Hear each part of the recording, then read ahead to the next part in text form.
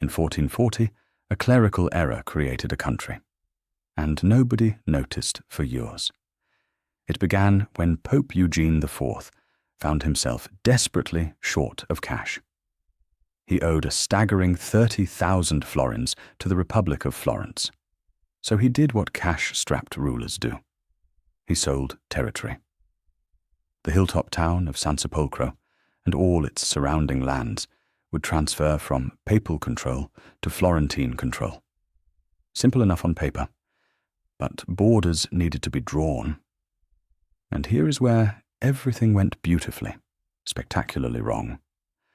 The papal surveyors drew their border along one stream. The Florentine surveyors drew theirs along a different stream.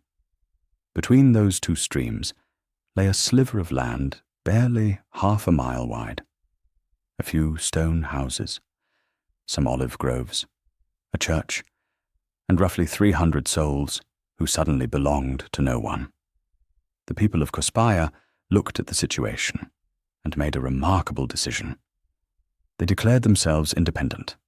No pope, no Florence, no ruler at all. They established what they called a republic, though it barely resembled one.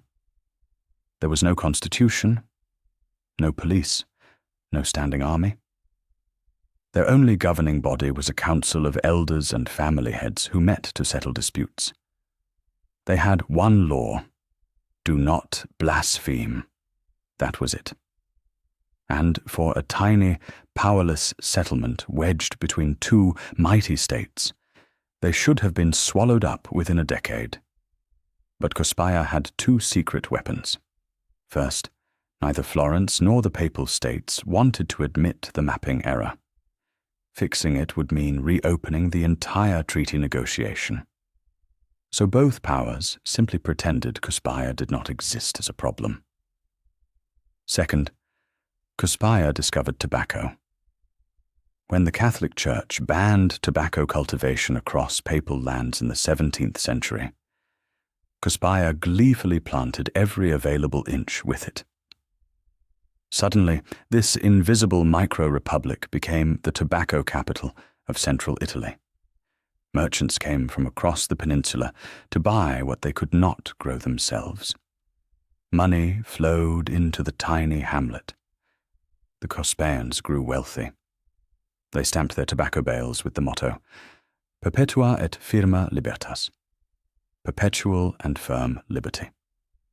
Generation after generation, they passed down their accidental freedom.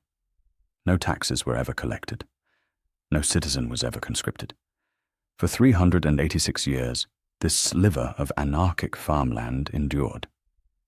It survived the rise and fall of the Medicis. It survived the wars of Italian unification's earliest tremors.